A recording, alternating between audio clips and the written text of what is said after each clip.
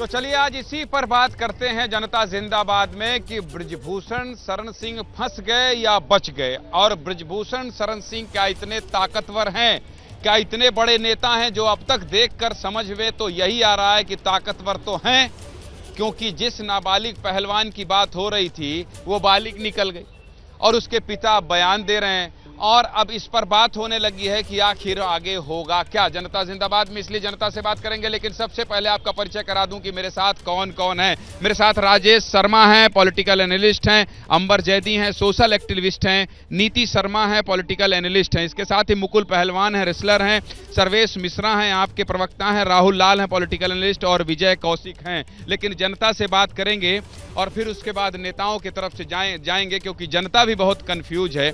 ये बताइए कि अब तो ये लग रहा है कि बहुत ताकतवर हैं बृजभूषण शरण सिंह। अब तो पहलवान के पिता ही जो एफआईआर दर्ज करा रहे थे वो कह रहे थे बदले की भावना से मैंने ऐसा कर दिया। बहुत ताकतवर हैं, सब अपने हिसाब से कर ले रहे हैं क्या? देखो सर, मेरे देश में संविधान नाम की एक चीज है, और संविधान और आईपीसी धारा के अंदर केवल जांच का विषय है। लेकिन यहाँ पर मैं एक बात ऐड करना चाहता हूँ, क्योंकि जो जंतर मंतर पे ना एक हमारे पहलवान बैठे थे, वो पहलवान इस देश की ना जब मेडल ला रहे थे, जब तिरंगा ले रहे थे ना विदेशों में, तो इस देश के ना कम से कम 135 करोड़ लोगों की छाती चौड़ी कर देते थे। इतना तो मानते हो ना।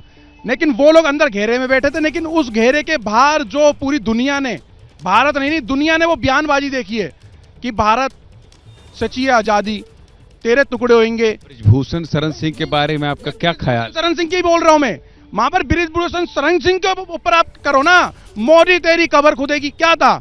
ताकतवर आदमी है कि नहीं बृजभूषण शरण सिंह? भैया संविधान के आगे कोई ताकतवर नहीं है, लेकिन अगर वो सच थे तो संविधान भी फिर कुछ नहीं है। अच्छा ठीक है। हाँ बताइए, बृजभूषण शरण सिंह वाले मामले में कंफ्यूज हैं आप कि कंफर्म हैं?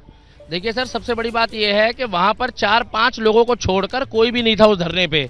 जब इतने बड़े रेसलर, इतने बड़े पहलवान हैं सारे जने, तो कभी वो 500 लोगों को कह रहे थे, कभी 200 लोगों को कह रहे थे। और जब वो व्यक्ति कह रहा है कि अगर मैं गलत हुआ तो मैं खुद फांसी पे चढ़ जाऊंगा, तो उसकी भी बात सुनो। इधर कहते हैं हम संविधान को मानते हैं, इधर वो रावण, वो जो भीम आर्मी वाले जो घूम रहे हैं। जब हम बाबा साहब अम्बेडकर के संविधान को मानते हैं, एफआईआर दर्ज हो चुकी है।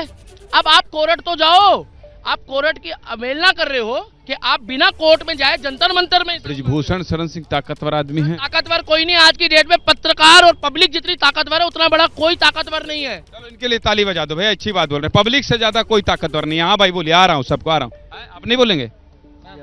मैं बोल रहा हूँ, देखिए सर, वो सही है या गलत है, इसका जो फैसला है उसे न्यायपालिका को करना है। मगर हमारे देश में कुछ समय से गंभीर बीमारी पैदा हो रही है, लोकतंत्र पे भीड़ तंत्र हावी हो रहा है। आंदोलन जीवी, आंदोलन के नाम पे जो भीड़ तंत्र का जो नंगा नाच आजकल देश में देखा जा रहा है, ये लोकतंत्र के लिए कहीं ना कहीं बहुत बुरी तरीके से खतरा है। क्योंकि न्याय की जो प्रक्रिया है वो अपनी तरीके से होगी, आपके सड़कों पर उतरने से न्याय की प्रक्रिया को जो प्रभावित करने की कोशिश हो रही है, ये बहुत गलत है। अच्छा ठीक है। इन्होंने बिल्कुल सही कहा कि भीड़ तंत्र हावी हो रहा है, और वहां एक हमारे विपक्ष के बृजभूषण शरण सिंह को सही कह रहे हैं। देखिए, अधिकार सबका समान है। हमने विष्णु तिवारी को भी देखा है, जो बिना एक इसी पास्को एक्ट के तहत 27 साल के बाद अगर वो बरी होता है, तो वो अधिकार बृजभूषण को भी है। चलिए ठीक है, मुकुल पहलवान से शुरुआत करूंगा मैं। देखिए बहुत कंफ्यूजन हो जा रहा है इसमें। ऐसा लग रहा है कि बृजभूषण शरण सिंह पूरी सत्ता चला रहे हैं।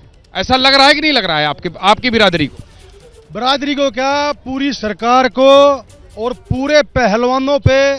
और इसके बाद में अगर ये गिरफ्तार नहीं हुए, हम पहले गिरफ्तारी की मांग इसलिए कर रहे थे, अगर ये बाहर रहेगा तो सबूतों के साथ छेड़छाड़ करेगा, गवाहों को तोड़ने की कोशिश करेगा, लड़कियों को डराएगा और धमकाएगा, और अपना पूरा तंत्र लगा देगा। और अब जगबीर कोच साहब हमारे इंटरनेशनल कोच है, उसका इतिहास देखिए, हर कुश्ती में मैनेजर रहे हैं, जो इंटरनेशनल रेफरी रहे हैं, वे गवाह आगे सब जो है ना गवाह सबूत के साथ छेड़खानी कर रहे हैं बृजभूषण शरण सिंह, और सब उनके इशारे पे चल रहे हैं, पुलिस हो चाहे सरकार।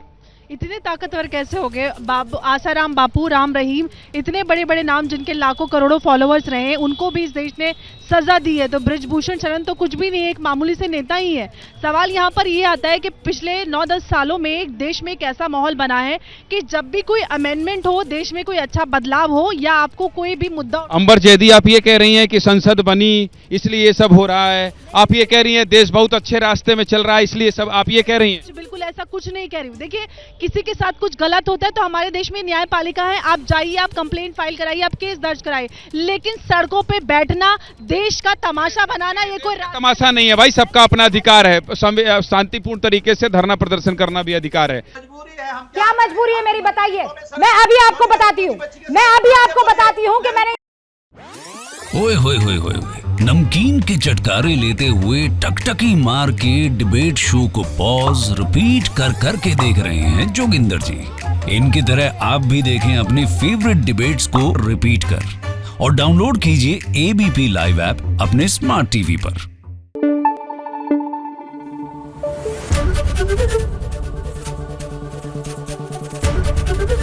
एबीपी न्यूज आपको रखे आगे।